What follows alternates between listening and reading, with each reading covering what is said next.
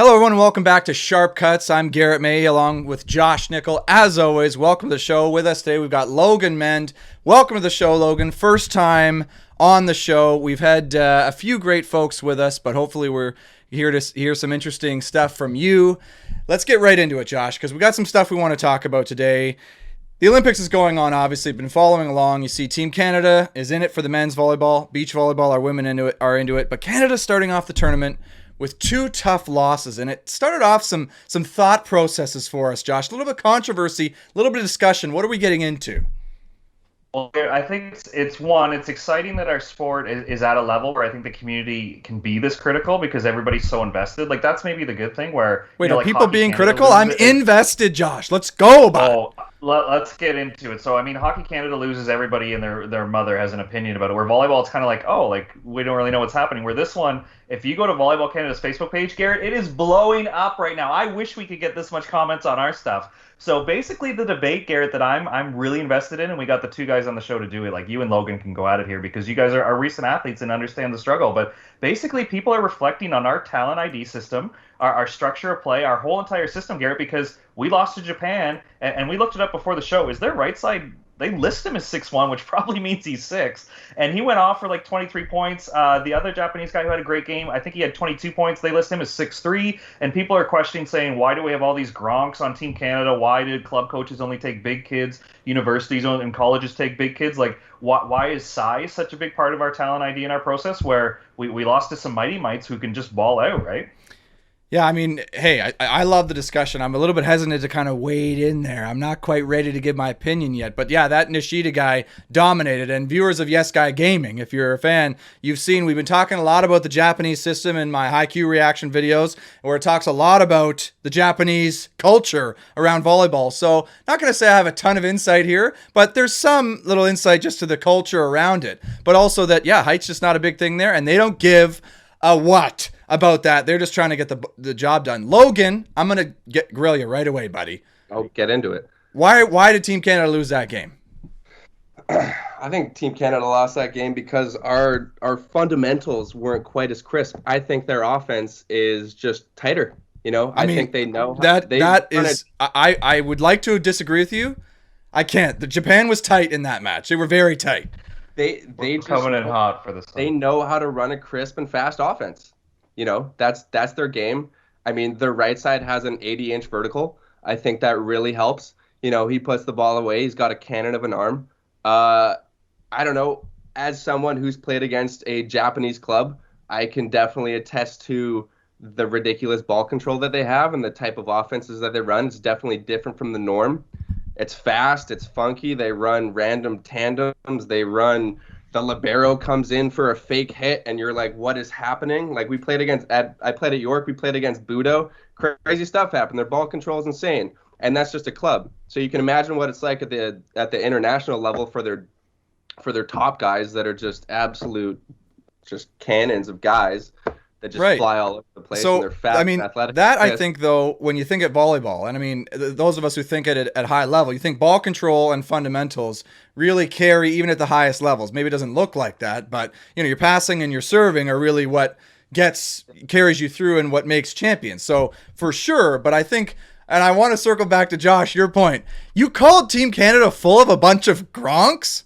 Like, what do you mean by that? Like Gronkowski, like mouth breathers, like big dudes with like, is that what you're talking about? Because I'm ready to get on that train.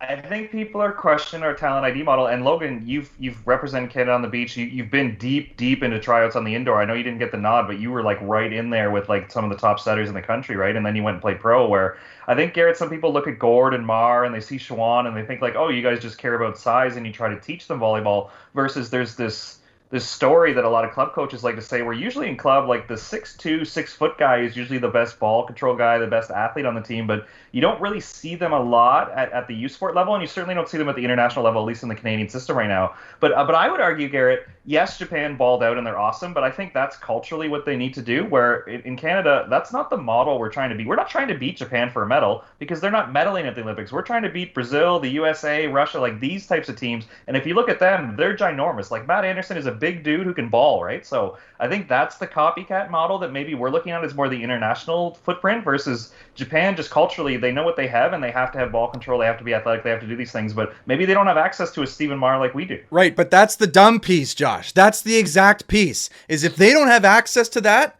and they're competing with less resources, if you count height as a key resource to volleyball success, with less of that, they're doing more than us right now. So what the hell is our excuse? Iran, so all our problems are solved, right? We 3-donged them, so we beat Iran, so therefore we must be good again, right? Well, I don't know. Did Iran put a bunch of Gronks out there? Maybe they had the Gronkier Gronks than Team Canada, and that's why we got the win. They beat Venezuela in the pool already, so if you beat Poland, therefore you're good, and we beat you, so now we're going to beat Poland. There, you heard it here first. We're going to beat Poland. Gold medal for Canada. That's coming. I mean, absolutely. Did we just win the Olympics last night in pool play? I think so. Well, you heard it here first, folks. I mean, write it down, take it to your bookie. You can guarantee a win in the goal. Oh, wait, no, we're not ready. Okay, yeah. Not quite ready to do that. For our listeners, Logan, you're a recent U Sports grad. You played at York. You've been to the national team. You've been to Gatineau a lot. You would be 6'4", 6'5", right? 6'5", yeah. 6'5", like, are you average size as far as, like, players go? Like, when you walk into the Gatineau's gym, do you feel out of place? Do you feel tall? Do you feel small? I'd say I'm about average. I mean, for my position, I think I'm on the upper end. But in terms of just the crowd, like, let's say there's 80 guys at a national team tryout for, like, the junior team, I'd say I feel right at home, 6'5". Because, I mean, obviously there's a fair amount of 6'6", 6'7" guys, but, I mean, most of the taller guys are in the middle, and then on the pins you get more of the 6'4" to 6'6" range. It's pretty rare to be like, oh, there's a 6'9" right side or a 6'9" left side. Like, typically, I feel like our pin hitters at those tryouts are typically like 6'3" to 6'6", or like there's some 6'2" guys. Sure. Yeah. So no. What do you mean some 6'2" guys? There are 6'2" guys there. When I was there trying out, I'm 6'3", and I'm looking up at everybody across the board. Like, I'm on the outside. I'm talking positional, right? Like, I think like there's like a hand. I'm like lower end, but like there's 6'4" to 6'6", sure, for the outsides. Yeah, and Japan's rocking a right side guy who's 6'1.5". He's 186 centimeters, and this guy's balling. There's a video on YouTube of him ripping 6 aces in a row against Canada in 2018 or 19, just killing us. And this guy's kind of tiny. How many Canadian guys are rolling in with 44+ inch for like vertical jumps? Well, I mean that's a great question too. I mean, I don't think that many. I think if you're 6'1" and you're Canadian and you have an arm like that and a jump like that, I think if you're good, you're good. You know what I mean? I think if you have that talent, you're gonna get to where you need to get to. Like, if Nishida was Canadian, I think he would be on the national team. If you have an arm like that and a jump like that, the program would be not smart to be like, oh, actually, we need someone who's 6'8". So that's the debate right now, Logan. That's the debate on Facebook, is they don't think that kid plays on a top club. They don't think that kid goes to the provincial team, and no matter where they're growing up. And they don't think that kid gets on a good U Sports team, because a lot of coaches would go, yeah, he's good, but tiebreaker, or I have this Gronk. I need a better term, Garrett, but I have this 6'6" guy who we're going to take. I like Goon. They think the model is failing the 6'1" kids, because we have some 6'1" and 6'2" guys who can play volleyball. It's just the system doesn't let them progress up the pathways, is maybe the argument a lot of club coaches and even high school coaches are making. I agree, and I think that even seeps into the culture of it too. Not only this model is kind of doing that to us here, it's actually when you talk to those kids who are pretty good but a little bit short, they're going, no, I can't make it. I'm too short, right? Like, it's not even an option for me, where it's like, well, hold on, like you totally could. Like, there's no reason why you couldn't, other than, well, I don't know, maybe that guy has an advantage because he's bigger?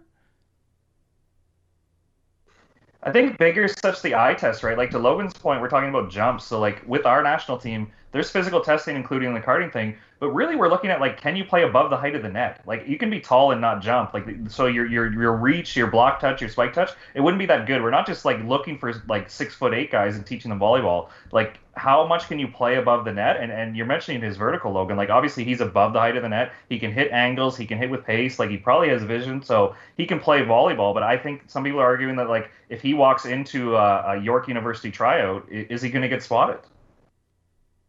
Well, I mean, I haven't seen footage of Nishida from when he was a university age. It wasn't that long ago. He's still quite young. Exactly. So But is he the outlier? I don't know. 100% Nishida would get picked up by a university team.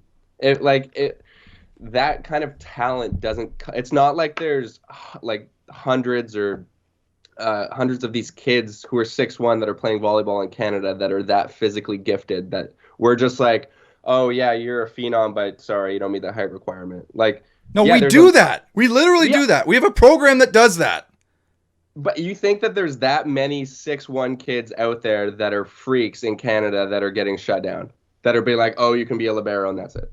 No, not many maybe freaks. You never brought it up, like Tahid at your school. Like, how much? I didn't talk to him about his recruiting process. Do you think like he was heavily recruited? Because that guy can play, but he's visibly undersized, right? Yeah, Tahid's a baller. I don't know if he was heavily recruited to other places. I can't speak to that. I don't know. Yeah, but, when we have a program called Tall Maples that takes young kids who are big and gives them extra training, extra resources, extra growth because they're big only. There's a height requirement. Can't teach height. Well, okay, which side are you on then, Logan? You're telling me talent travels, but you can't teach height. Well, which is it, bud? So, Logan's having sharp cuts with himself. He's the greatest guest we've ever had. Okay. No, I think you're misunderstanding where my Maybe I am. It sounds like you're riding the fence, bud. Okay, so I'm saying that there is something to be said, like for Japan and having I'm saying that Nishida would be fine in Canada because he's insane. But what I'm saying with the Canadian system is like I've always been told that my dad was a coach for years. You can't teach height. Okay, so if you're tall and you're young, you're moldable. As long as you're coachable, you can have a good trajectory. Okay. Where I think that maybe Canada lacks in comparison to Japan is how we coach and how we develop young players. Yeah. I think we definitely have more resources in terms of height, okay? But I don't think that we're utilizing our development system as much as we can. So let me get this straight then. You actually agree that you can't teach height, the fundamental, hey, height helps you in volleyball. Take it where you can. Teach them to be great. But it's our culture around the sport and the training and discipline that Japan is actually far better than us in. Yes. Okay. Well, I think that's a fair point, and I don't think I agree, but I think it's a fair point. That I think when you look at their culture and just the discipline and the commitment that they have in terms of the technical aspects of the game, like it's obvious. Like you're seeing guys run out, hitting a pipe on 2-ball, then setting a ball outside to a left side guy who's there waiting for it, pounding it down. It's smooth as butter, like at the highest levels, right? Like you're seeing that. But I will say this, and I think this is a good example because Canada and Japan have two young, physical right side players. We have Shawan Vernon Evans, and they have Yuji Nishida, right? So Yuji Nishida is a star, but they're about the same age. In Canada, you go and you play university. I mean, Shawan did not do that. He went right to the national team. Why? He's unproven. He's only ever played club. He never played pro. He went right there and got the job, and he's getting the job done. He's getting the opportunity. Nishida, potentially the same thing. If Nishida was in Canada, it'd be like, nah, you're going to university, go through the motions, figure it out. We don't care how good you are. We're not giving you this opportunity because you're not tall. Like, I don't see how that would play out in Canada in any other way. I don't disagree with you there. Like that, yeah. But I mean, how many guys that age come along that are just automatically ready for the national team? It doesn't happen every year. Like Lepke, after a couple years at Trinity, was there. You know, Shawan was apparently ready right off the bat, and he has had he's been playing in Europe, and yeah. So, but how often does that happen? No, I'm not saying don't take Shawan. Like if Shawan's big, physical, and can do the job, get him in there. Like I'm not saying don't do that. But what I am saying is that Nishida would either be 5 or 7 years down the road in Canada, may not even get the sniff, right? Whereas they're saying, hey, we're looking for something different. And I'd be really curious to see what it is they're looking for. Like, how do they evaluate? Because for us, like I've been a part of that national team evaluation process.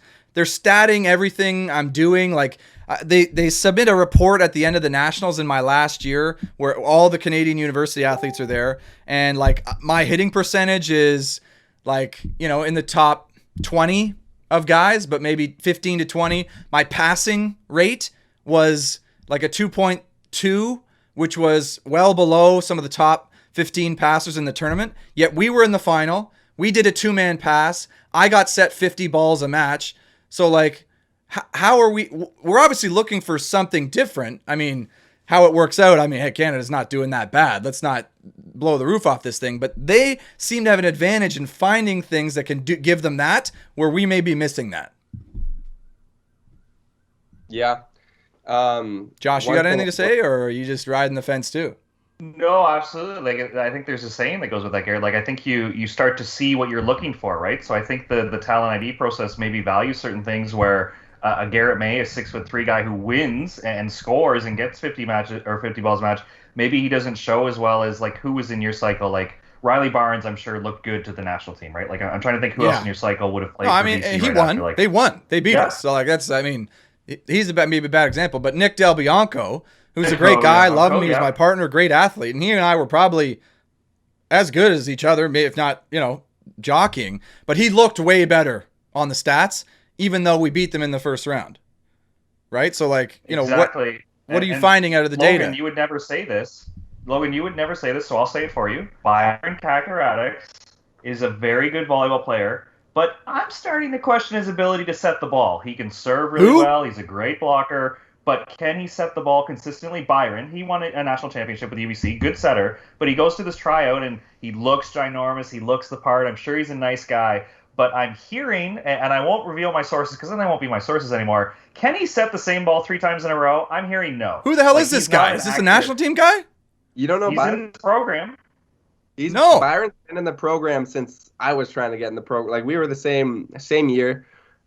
He was the UBC setter. He's just big? He's probably never coming on the show now that I softly called him out, but he's a big dude. He's 6'7". He jumps high. He's long. He's lanky. He's strong. He's got a wicked serve, wicked block, wicked hit. He'd be a great right side, like beast over. I honestly see now we gotta fluff him up a bit now that Josh chirped him a little bit. To be honest, but let me bury him again, Garrett. He goes overseas, and you're the international setter, and on the depth chart you end up as the 3rd guy, but you're the import. How are you the import and you drop on the depth chart? There's got to be something that he can't play volleyball. Well, I think it's tough when your first year's in France, which is a very fast-paced technical league. No, you signed that deal. What are you talking about? You made the team.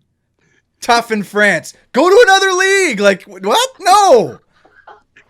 What are you talking about? Not technical, Logan. Where can he play that's not technical? I don't know, man. This is the thing, though. He's big, he's long, he's physical. Oh, he can hit. It's like, we like that, right? Which is fine. It does do well. You see some teams who got the big unit at the setter position, or just physical. Like, what's the U.S.'s setter? He's fantastic. Micah. He's a big body, though. Like, he looks. If you could make a setter in a lab, Micah Christensen is that guy. Yeah, Micah Christensen, he's fantastic. Love that guy. Great highlights, but also helps his team win. Fantastic. But, like, he's just a winner. Right. He gets the job done. That's what I feel like you got to want. I won a national title. We should take him. How do you evaluate that, though, if you don't just take the setter from the team who won? Like, we're missing a big piece there, I think. Where is Ben Ball when you need him? That's what I'm saying. I can sling it. Ben Ball can sling the ball. Like a legendary setter at university level in Canada, history, national champion. I think he got injured, and I think struggled with that. But still, like that's the type of person you go, okay, well, what the hell are we doing here? Like, before media was a big thing, I'd be on my lunch hour and I'd be like, I want to watch video. I would type in Ben Ball's highlight tape because it was awesome. Like, Benjo, I think, was putting it up on YouTube. It was so crisp. Like, I got to refrain from really hyping Trinity guys too much on the show. I got to rein that back a little bit because I don't know. It's just a lot of success there, a lot of national team guys. All right, easy there, bud. Anyways, my point was Byron walks into a gym, looks fantastic. You got guys like Logan, you got guys like Streimer who are maybe a little bit more system-based, a little bit more get you one-on-ones, get you stuff. But system-based. Yeah, system-based guys like Logan.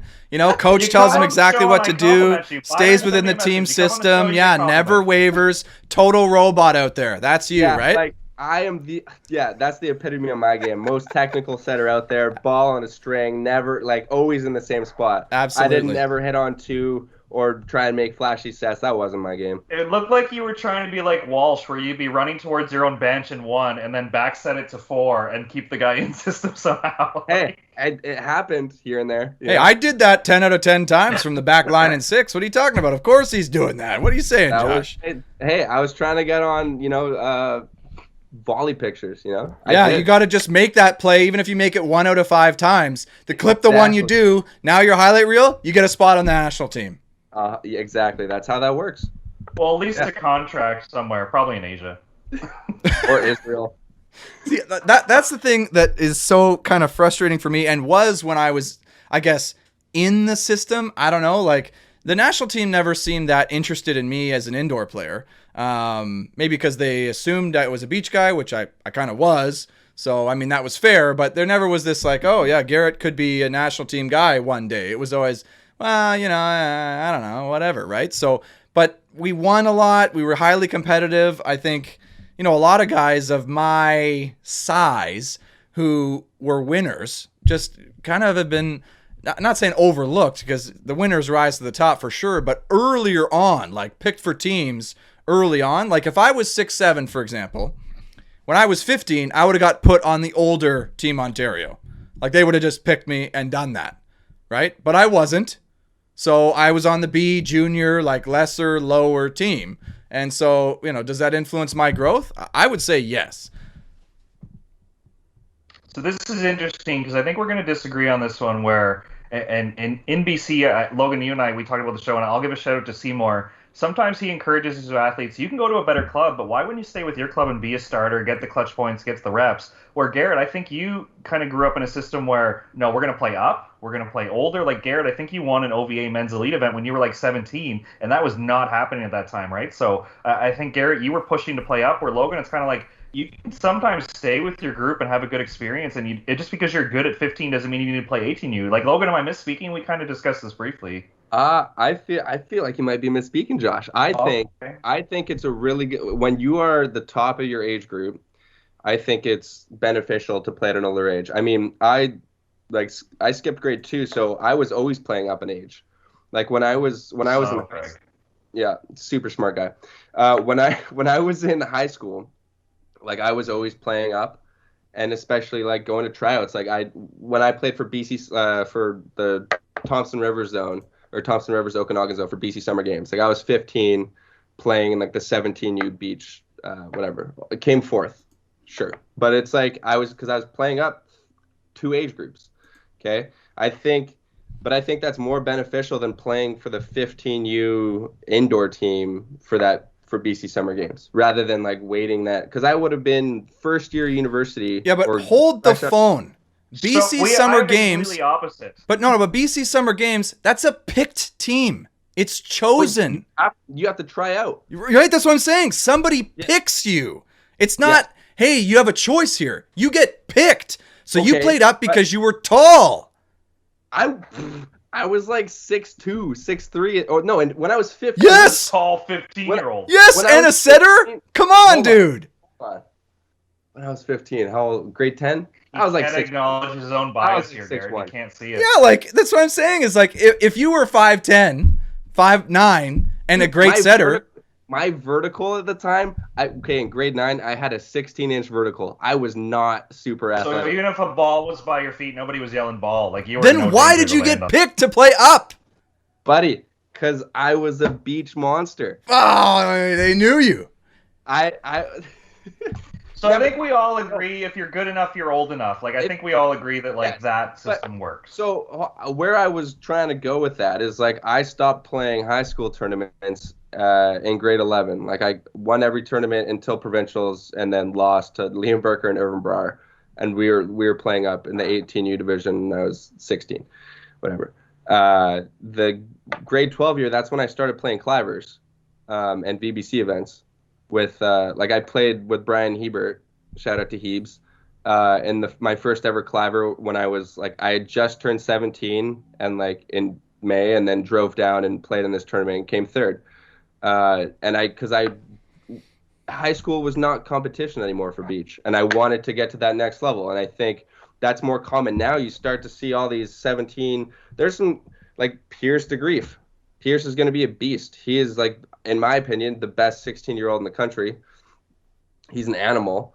And you're seeing these young kids starting to come to Clivers and VBC events, which is great. I think that's huge for that age group, because I think if you're good and you're playing in high school events, you're not going to get tested. You're not going to learn by beating up on kids your age. You're going to learn by playing against vets or older guys who play craftier, who do shots that you typically won't see from a high schooler, right? You're going to have to learn the hard way, because let's say for that age group you have amazing ball control and you can dummy these teams. You're going to show up against an adult and do that? No. You're going to have to learn and be like, oh my God, we're so bad. And then you have to, you adapt. And I think you can grow an immense amount at that age when you, like, my first claver, like, Heebs and I played Gandy and Bolesny in the semi. And Gandy, shout out to Ryan Gandy for those who don't know him, Kit's legend. He's 6'9", big dude. I had never seen a block like that before. I don't think I've ever been blocked that many times in a match ever. And then eventually I learned how to beat him and to hit by him. But that game, that semifinal, I got like obliterated, right? But it's a learning. I don't think we're surprised, are we, Josh? Or not at all, but it's like I think that that's a huge opportunity for kids that age. Yeah, I totally agree. But I don't think that's the question, because I think there's a lot of people who want to play and are keen to play and want to be good, right? Sure. And I think it especially shows itself in the women's game as well. And we're not really talking about that much because the Team Canada men are in the Olympics, but it definitely shows itself in the women's game as well. And you see a lot of youth female athletes where it's not necessarily about what are you willing to do, what do you have the resources to do, it's what do you have the opportunity to do, right? So for our Team Ontario teams, for example, if you make Team Ontario or the High Performance Training Center, or I'm sure it's similar in other provinces, where there's a group of players who are selected to play throughout the summer with top coaches in the province, full resources, training facilities, and a tournament at the end where you get to put it all together and compete. Where kids who are not selected for that team don't play. They have nothing. There's no tournaments. There's no summer league. There's nothing. They don't play. So sure, go play beach. Go play in the Clivers. It'll be great for you. Absolutely. Not saying it's not. And people do that. But what you're missing out on by not being selected for some of these things at a young age is that opportunity to improve, which I think is some of the points that some of these folks in this thread here we're talking about are trying to make. I'll just quote in the Invado VB shout out. We're in gyms all over the province and work with club coaches and clubs all the time. We frequently see several top players move to third teams or not even selected because of their height. So many gems that we're failing to polish in Ontario and Canada, which I think is the main point here is like, okay, what are we missing here? Why are we, when are we looking at kids, we're picking height and maybe over a kid who's winning, for example? And I don't have a great answer, but it doesn't feel right to me and I question it. Well, I think the rationale from that would be that we're picking the future, not necessarily who's winning in that moment. Because I think at that age group, someone who, let's say there's like a 6'7", 16-year-old, that kid's probably not fully developed. He's not used to his body. So he's not going to be, let's say he's not as coordinated as a 6'2" kid who's pretty much fully developed, who's gone through puberty, who's a man already, and who is more developed, right? So they're going to be able to be more technically sound and better at volleyball. My little tidbit to that is like, okay, if you have a 6'7" kid and a 6'2" kid with the exact same skill set, you're going to pick the 6'7" kid every day. Why wouldn't you? He's taller. I'm going to immediately question though. Okay, same volleyball skill set? Same volleyball skill set. See, we're missing a fucking piece here. Sorry, pardon my language. I'm getting hype here. There we go. We're missing a piece, right? Because you're looking at a kid, what's their volleyball skill set? When there is... If I asked you what percentage of the sport do you think is physical and what percentage do you think is mental, what would you say? Okay. So. No, answer the question. A large part is mental, for right. sure. Right, and we're picking based on the physical skills most of the time. And I agree that we're doing that, and I would do that too. But the piece that's missing is, who's the more competitive kid and how much value does that have? We're not doing that at all as far as I can see. So when I take a team of 14 kids and they're all short and terrible on my club team, and the team I'm looking across the net at takes 8 kids to keep it tight, tall kids coming off the bench to whatever, I look like an idiot. Like, I get people saying, what are you doing? Right? When, I don't know, that feels right to me. Josh, you've been awfully quiet, and I just want to know, if I'm burying Logan, are you on my back, or are you with Logan here? Well, I'm going to fence it on this one, but Logan's got big shoulders. Fence it? That's why we brought him in. You're going to fence it on sharp cuts. There's so many layers to this conversation that I think Logan's 6'2 to 6'7 example, that's not the example. We're talking 5'10 kids versus the 6'7 kid getting the boost. Like, at 16U, I find that's where a lot of people career, especially in the boys game, because the net goes up a little bit, and I think that mighty baller guy, like, I think there's a natural stage in our sport where I have this biggest problem with parents, and I'm sure if they're listening to the show, they're not the parents, Garrett, but I think there's a misconception about how volleyball changes. Wait, did you just chirp any parents watching our show? So here's the biggest problem. We've all heard this as, no, if they're listening to this show, they're well educated, they're well informed. If they're not, these are the parents that I hate. So when you said you're sure they're not the parents, you meant it.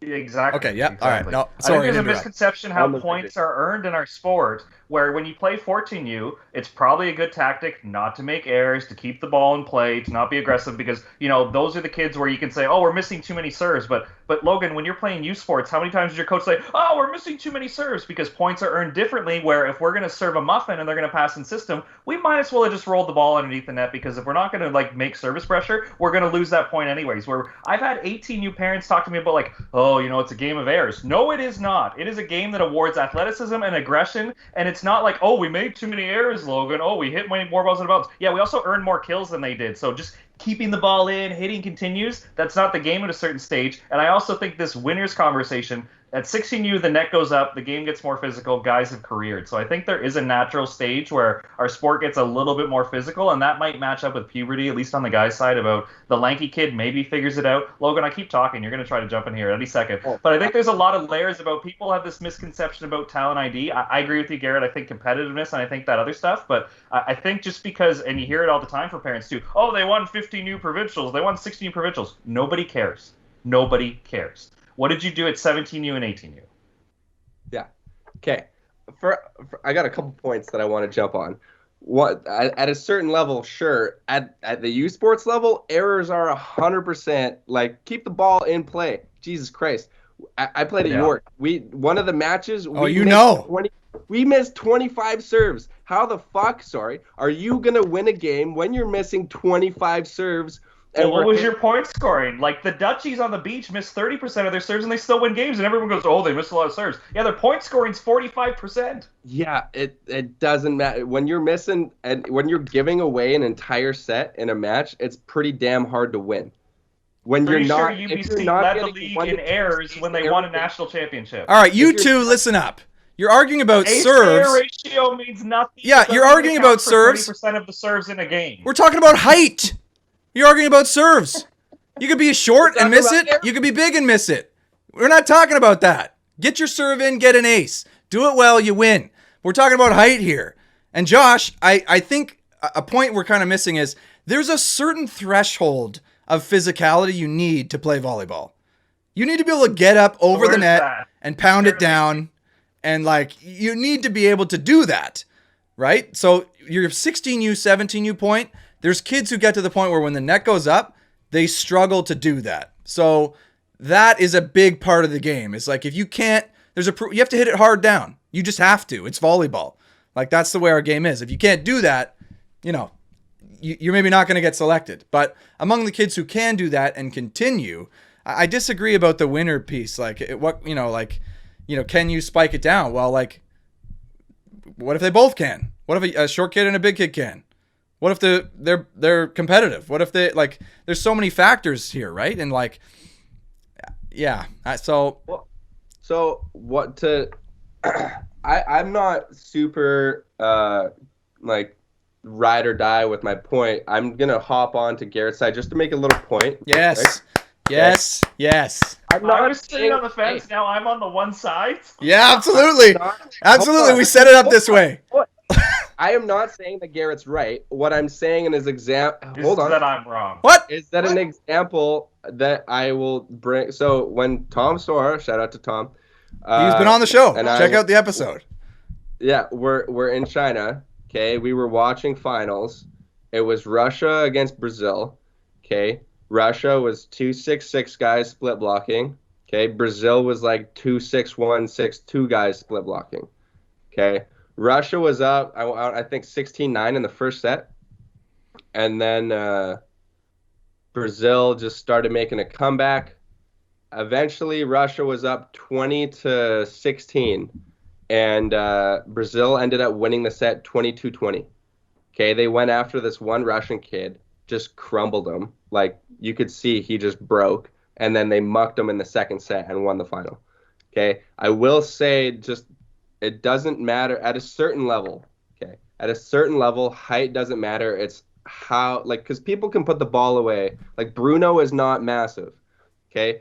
Lupo is not Lupo is massive. You almost misspoke there. Lupo is like sorry. Nikolai's 7 foot. Lupo's like 6'4", 6'5". No, I'm taller than a Lupo. 6-footer No here. chance. No, I'm taller than Look Lupo. it up. Look it up. I've had this argument with our guys. I used to think Lupo was a mighty Mike too. He's not. No, I'm eye to eye with Lupo. Soren, like that's all not. those guys are pretty big. Okay, Soren, Shilnikov, they're all flirting with 6'4", 6'5". Okay. Well, anyway, at a certain level, it's how can you put the ball away and how can you deal with adversity? It's like, if you hit a ball out, if you get blocked, are you gonna be able to come back and stay in your game and like stay with what it does well for you? Or are you gonna be like, oh man, that block was pretty big, I got to switch up what I'm doing, right? Are you going to be mentally tough and win? Or are you going to crumble and start thinking too much? Because at that level, it doesn't matter if you're 6'2" or 6'7". It's how are you, especially on beach, how are you going to deal with the defense? Well, we think especially Well, beach, but indoor too. I don't want the big unit who's going to fold up completely on the big stage on my team. I want the toughest guy. Matt, maybe that's just me, but like I need that guy on my team, right? But how can you quantify that? We need to figure it out. You're hosting a tryout. How do you do this? So we need to figure it out. More kids. Maybe an arm wrestle. Model is keep more people involved in the sport. You have a bigger sample size. So you're a club coach who takes 14 guys. Credit to you. But in a 2-day tryout, Garrett, how am I doing this? Because it's easy just to say, all right, that guy's really tall. The skill's kind of even. We'll take the big dumb Gronk versus the mighty Mike guy because I don't see politics here. Short court tournament. Are we going to talk tournament? Well, one thing that I'll say, like I think politics and nepotism have a little bit of a play and some of the issues that go on. I think somebody who plays for their dad, right? Well, but like we know nothing about that on this show. There's no nepotism here. There's no special treatment for family. It's fully just straight up. To be honest, I got shit on when I was as the coach's kid. Like I got worked twice as hard because if you get worked harder, then it seems equal. But if you get treated equal, then it seems like you're getting favorited, right? So I ran the most amount of lines out of anyone on that team, bar none. So were you in the best shape? By the end of it, yeah. Yes, that's favoritism. No, it is not. Yes, because I had more than everybody else. That is favoritism. He made you better. No, okay, but anyway, I'm talking connections at the national team. Oh. I think depending on what name names. I don't trust your source here. Name names. Connections at the national team. Okay, this is different. I'm thinking like what university you go to. Who your coach is, who's your family, where are the connections? Like I know for a fact, like when I went the last B team tryouts that I went to, immediately a bunch of us got shoved onto the far court that had no chance at making the team. Immediately. I had no chance at gameplay. It was ridiculous. I was like, I just led the OUA in assists. I led the OUA in aces. I was like, how am I not? I was like, I just clocked 110 kilometers on my spin server. You're not gonna look No, you didn't. like Your hit I was continues. The I was other like team's passing fours off you. you're not gonna let me do gameplay where I thrive. Like, sorry, I'm not technical, but I'm big and I hit on two and I make a sick offense. You're not gonna let me show what makes me good. Dope, cool. So I think, yeah, I think politics definitely has a play. You know, So does Nishida have a connection with some Japanese national team thing? Is that why he got in there and is dominating? He's good. He's great. And he deserves it. But is that why he got the chance? hey, I feel bad for that 6'8" Japanese kid who's really good, but he didn't have the connection, and Nishida got That's him. a whole different narrative. Oh my gosh, that's a whole different story. And I like the point though. But I think if you go to so especially for going pro too, I think if you go to a reputable university, okay, if you go to Trinity, if you go to Mac, if you go to U of A, right, if you go to these schools that have that pedigree, that Europe is like, oh, these good players have also come from these schools. It's going to be way easier to get a contract if you graduate from one of those schools and you're like, hey, look, I have this game tape. Whereas I went to a school that typically doesn't have that pedigree, right? There's a handful of us. Arthur, shout out to Arthur Schwartz, playing on the national team at the Olympics right now, was in my recruiting class. Big beauty. Okay, Ray Zito, still playing pro. There's Alex Duncan Tebow. I don't know if he's going to go back over, but well, yeah, and your coach was a complete Nimrod, let's be honest. John May, I mean, just has no business being a part of any sort of program at any time whatsoever. So, I mean, how's that for nepotism? He makes you feel good about yourself. Well, but you're not making the national team.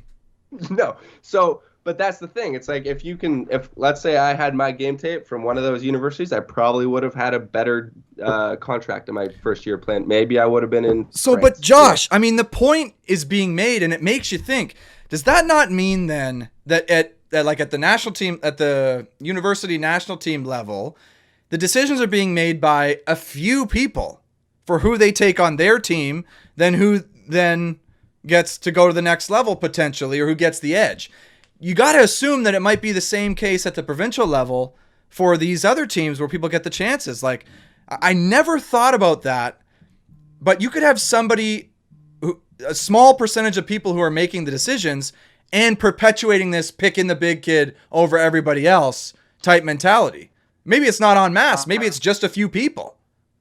I think that's part of it, Garrett. And as somebody who's been on a bunch of selection committees, I think you're so aware of it. Like, you don't want to, I obviously don't have any nepotism situations, but you want to be so transparent that if there are any appeals, you want to be clear. So you set up these rubrics and this scoring system and physicality, and you weigh certain things versus other things that you're so afraid to almost take a stance, where I feel like other countries are just like, coach selects it and some people respect it because they make the right decisions or they have a track record. I don't know what the story is, but I feel like at least in Ontario, the programs I've been around, you're so afraid of that appeal. And if somebody does appeal, you want to be so above board and transparent that you overdo it. And I think these metrics drive selections, Garrett, where you're right. I don't have a metric for mental strength or for getting it done in the clutch, or if they get shit slammed, do they roll the next ball? Like, we don't build that factor in, where you're talking about like when you're in a third set, don't you want the mentally tough kid versus the kid who scored higher on this metric that we invented so we don't get an appeal? Right. But what do you have on there? Do you have coachability? Do you have future potential? Yeah. Do you have a bunch of other subjective criteria? So there's some that are like locked in. Like your physical stuff, to me, that's just that's evaluation friendly. You touch this high, so therefore you fit into this slot and you get this score. For sure. It's hard to argue against that.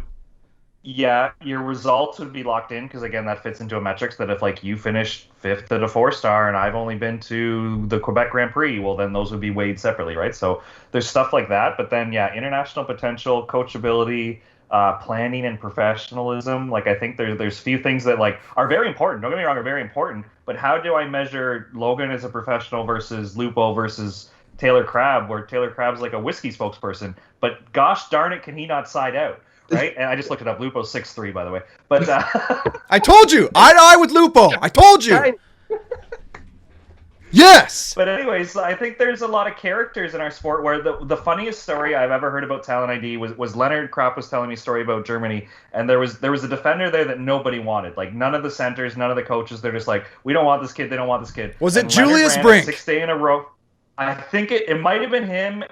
It was a name I recognized. It was definitely a guy who turned out to be a guy on the World Tour. And at the youth level, all these center coaches, all the national team coaches didn't want him. And Leonard ran a pretty tough, like 6 day tryout, and he went through the numbers and he goes, guys, he's the only one still max jumping, the only one still hitting, the only one doing like these things. It's like, we are not cutting this kid, even though he doesn't make curfew. You hate him. He's hard to be around. He's like, this kid is a physical unicorn. We have to take him based on these things. So I think you have to know what you're looking for and have a grading system that rewards that too, right? Well, for sure, and that's ideal, but it's kind of funny to me that when you describe the selection systems in some of these places, trying to really put it to a good place. And I think it's a valiant effort. Like, I don't want to say stop trying to do this, but the funny thing is that what you would put on there would be professionalism, coachability, things that are highly subjective. But what you wouldn't include, if you're going to put subjective stuff on there, why not put competitiveness, mental toughness, those sort of, I don't say, I believe mental toughness or clutch or some sort of phrase are in there as I spill the beans of our whole thing. But it is transparent because we want the athletes to know what they are being graded on too, right? So, it's a tough one, Gary, because you want to be so open with it and you want to look for certain things. But I would love to be in the draft room of an NFL team or an NHL team about, like, what do they do when they make their pick, right? Like, you mentioned, I think the men's indoor team, they're pretty famous for plus minus and they have their stats and stuff, right? Like, I don't know. I'd like to see what other sports do because there has to be a subjective element to a point, Garrett, but at what point are you kind of looking for something that's going to be a difference maker in a match, right? Yeah, it's a good point. And talent ID, we get it wrong all the time. Like, we just get it wrong all the time. You look at, like, draft picks in other sports, they're always star players who miss getting drafted in the top round and always duds. Like, it just always happens, right? So I think everybody's trying to get better at identifying, who's going to eventually become really great. But to me in Canada, it seems like the piece we're missing is who's great right now. Like, who's winning? Who's great right now? Let's use them. Let's get some of that. There's got to be something there. And we miss a piece of that. From just from our system. Like, I don't have the numbers in front of me, but if I were to do a study, like every once in a while, not every once in a while, every time there's a youth event, we'll run a youth trials, and the winner goes to the tournament. Very evaluation friendly. You win, you go. And every once in a while, we'll get a Logan Mend or a Tom Sora, and it'll work out, and you'll get a Garrett May. But every once in a while, we'll get a 5'9" guy who's going to go to U19 Worlds because he can ball out, or he can side out, or he can do this stuff, and we never see him again. So the longevity or the international potential there, like sometimes when you award the youth level of who's the best right now, sometimes they don't turn out. Or sometimes you do get a Garrett May. Like, it is kind of a crapshoot that way too, right? Where I like the tournament format. Obviously, we couldn't do it this year with COVID, so we had to go to a selection. But I think the tournament is so evaluation friendly and everyone knows where they stand. But sometimes it doesn't reward at the end of the day that the kid who goes to U21 Worlds is going to be a senior national team player someday. But I also think the tournament style also kind of sucks for BC kids. Had I not been living in Toronto, I don't think I would have gone to those trials. Like, had I not been at York, I don't think I would have gone to Worlds because I wouldn't have been connected up with Tom Sora. I wouldn't have known. I wouldn't have wanted to fly out and spend $1,500 on a flight and then trials and then maybe not winning trials and having to fly back home. Like, for kids that live on the West Coast or Alberta or Saskatchewan or Manitoba, Toronto's not the center of the universe. I think there needs to be for beach. Wait, I what? think What do you, no, This is hang on. the I'm not first sure time we hearing can of this. have that on the show happening here. You're talking about what? It's not? Sorry, this is news. Like, you need to educate us. Sorry to drop the bomb on you guys. Yeah, like that. This is news to me. I think So you we've need covered nepotism. Are you saying the only reason Garrett went to Worlds is because he's from Toronto? Yeah, that's exactly what I'm saying. So, I mean, I'll take that over the other options that some people have offered. So, yep, it's absolutely because I'm from Toronto. And that's it on the record now. If anybody asks, hey, Garrett, why'd you go? I'm from Toronto. I'm just from Toronto. I mean, and that's fine. I'll take it till I die. There was a better kid from Sask, but we sent Garrett because he was local and he could come to the trial. I will take that over the other options any day. But I think there needs to be more of a West Coast presence or more. So here's my dream. Canada makes a tour of provincial stops, right? Team like Volleyball Canada needs to create a tour, okay, with Vancouver Open type tournaments in every single province. You're talking beach Okay. or indoor? Because those are very different beasts. Beach. Yeah, well, Beach. listen, you're talking to two people who know very well the challenges, trials, and tribulations of Yeah. a national tour, having experienced it in my lifetime. And it's just not going to happen. What's next, Logan? You're going to tell us we just need sponsors? That's all we need is we need sponsors, and all of a sudden it's going to happen? You're telling me What's your you big might not idea take a here? $1,500 ticket to go to Worlds? You're talking about somebody do the same thing to go to some random tournament? No. Right? Yeah, they go to I the know. Josh Nickel Invitational in Windsor, Ontario. Like, I'd come go on. to that. Come on. I would go to that. I'll be in buy it. Windsor for the Josh Nickel Invitational, but I got your back. I don't know why I just picked Windsor. I would probably have it in Kincardine or something. But anyway. But anyway, I think even for like national team tryouts, even for the youth level, or I think if you're living in BC, like maybe you don't have the resources, you don't have the financial help, maybe there's some talented kids that just don't have that access, and they're just not going to make it out to Gatineau, or they're not going to go to Toronto to the trials, right? Dan Caverly went. He was amazing. He got shafted. I think maybe there's a little bit of Sorry, bias. shafted Can't for really what? try it out for the Because beach. you're talking about somebody who's my age now, so let's be Dan careful here. Dan Caverly went to those trials. I think that was he playing with Chow? I think that was similar time to Plantinga. There was something that went on, and kind of, yeah. Well, you're talking about years that I was at every single national team trial, training center, tryout, whatever. So let's be specific here, Logan, because I got the deets. I don't have the specific deets. I just know that something happened Yeah, nothing and happened. it went the wrong way. I don't remember that ever. So maybe maybe I need to get educated. But I mean, maybe Mike Plantinga got picked because he was big.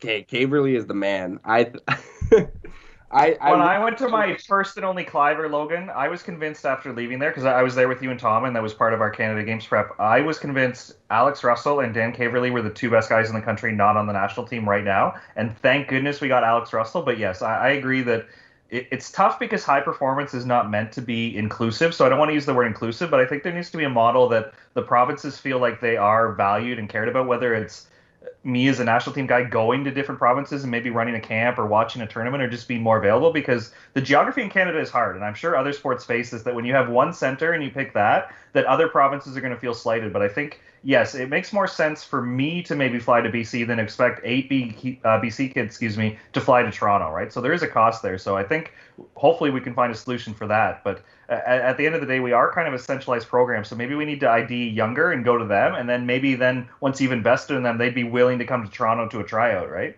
I think we just need a top volley in Canada, follow the Norway route. We just need to have a volleyball academy, where all the top volleyball players go, and then they go to school there.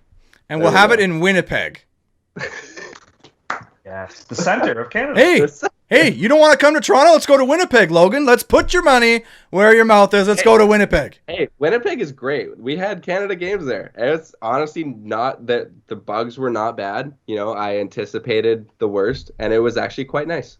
I mean, No, let's go even further. Let's go to Halifax. Beautiful. Nicest people. no, that is dumb, okay? That is dumb.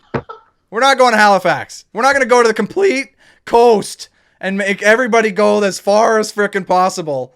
I'm talking central. Beach, East Coast, West Coast. They probably have an international airport. We're closer to Europe. Look at a map. Well, if we're talking places to put a center, you want to talk somewhere that you can play outside the longest. Kitsilano. Duh. I mean, you're playing beach in March, October? April? Like, you can play beach. There were guys playing beach year-round at Kits. That's a bit insane. But it was happening. You can play in booties, You wear sweats and a long sleeve and you're good. That's commitment, Josh. And we as a country have failed to tap into that community. So, Logan, you got to reshare this episode with all your friends out there, Kits Beach, all the BC community, and say, hey, come aboard. Let's work together. Let's be friends. I want to meet these people. Oh, they're fantastic. So what Ontario is lacking is I think the elite, like you stop you right there. Don't even say what you were going to say. No, I'm ready. I'm ready to be on your side with this, but make it a good point. Okay. You show up to Ashbridges, you do your 2 hours of training, and then you leave. Okay, at Kits, you show up to Kits, you train, you hang out, maybe you have a beer, you're hanging out with the crew. Like back when Challenge Court was in its prime, COVID kind of threw a wrench in things. Challenge Court's starting to make a comeback, and I think because of COVID, it's starting to be more like Ontario, where there's just like you go to your practice, and it's not as fun as it used to be. But Kits still has a great community aspect. I think it's the best volleyball community in the country, bar none. The support, the age groups that you bring in, the longevity of there are guys in their 50s playing still. I think it's amazing.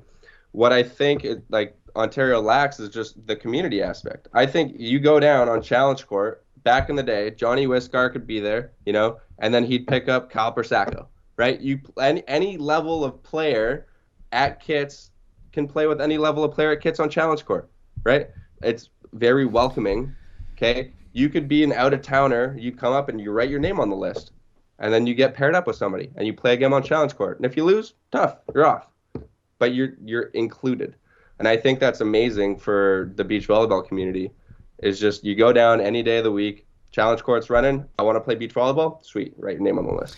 Yeah, I mean, I think I'll agree with you with the community thing. I would also probably go to say it's maybe the only true volleyball community in the country. I can't really name one that I would say, hey, oh, well, what about this? I mean, there's a few communities in Toronto that aren't really connected with the high performance group. So that's why I think it's like the truest kind of full circle community. And I'm kind of jealous of that. I think it's a huge strength there that we're missing out on for sure. We're also missing like the cross country community connection too, right? Like all those folks out of Kits have no connection to national team players or know who they are or anything going on. So that when the BC folks get up there, it's like, hey, yeah, we know them, they're us. But anyone else, it's like, well, no, we don't even know who they are, right? Garrett, they're counting your hugs on a board at Van Open. They're calling us unterrible. Like, it's not that they're just like, man, I don't know this guy. They're making it a little unwelcoming, just a little bit. Yeah, which I get. And I will say nobody's coming up to me after that tournament saying, hey, man, sorry about that. Welcome. Like, we're happy to have you here. Not that, I don't know. I would kind of be nice, right? Not that I expect that. But that would go a long way. Hey, you skyball once, the crowd is on your side. Yeah, that's on but see, that's the thing. Then you're trying to win. The U.S. Win with a skyball. Well, that's what I'm saying. No, hey, it's not a thing here. Hey, did Harley and Luciano skyball? Yeah, they got the crowd on their side, 100%. They played who are the... Josh, were you Stop. there? It's way easier to get on the side of a Brazilian guy coming in to beat up on some Ontario guys than to say an Ontario guy coming in. It was and plus, he's this big hero. How did he do at the Edmonton 3-star? Like, we're all ready to plan this parade because he did so well at the Van Open. Like, check his BBB, bud. Like, he's not that great. Who? Did not do well at the 3-star. But they played this U.S. team who just, would not, had no sense of humor, had no entertainment value for the crowd. And we just went after them. That's awful. No, that's great. You're supposed No, it's not. That's saying don't come here. Yeah. What do you mean, yeah? You just said you're so inclusive. It's so inclusive. Anybody put their name on Challenge Court. But if you're not from here, we'll chirp the shit out of you. That is Challenge Court. That is not, I'm not talking about Van Open. Van Open is a different animal. It's a different beast. It's the same community. No, it's not because it's literally the exact same community. It's not. Do you know how many non-volleyball players are in the crowd at the beer garden? Okay, I A don't. lot. Yeah, the beer garden is just full of people, and there's a handful. So you're saying non-volleyball people are coming out and chirping? Maybe they No way! I'm calling bullshit here, Logan Mend. You're trying to slide some stuff by us. It's not happening. Are we going to cheer for both sides? No, you're going to pick a team, and you're going to cheer for that team and chirp the other team. That's how it goes. Yes, for sure. But what I'm saying is there's a way to do that in a very welcoming way. The hug count, I thought was fun. And it didn't make me feel like you're not welcome here. Right? It was that's fun. You're kind of having fun with it? Great. Chirping a team who's just from the U.S. and they're not fun? It's like, don't come here. We don't want you here. Look at these guys taking this game seriously because they want to win some money. You trying to win? You're an idiot. You're trying to be focused? What are you doing here? Hey, Garrett, remember when we talked about mental toughness? No, I've forgotten that. So does that say something? I think maybe they should have been more mentally tough. Why was the blocker wearing leggings? It was 28 degrees. It was 30 degrees.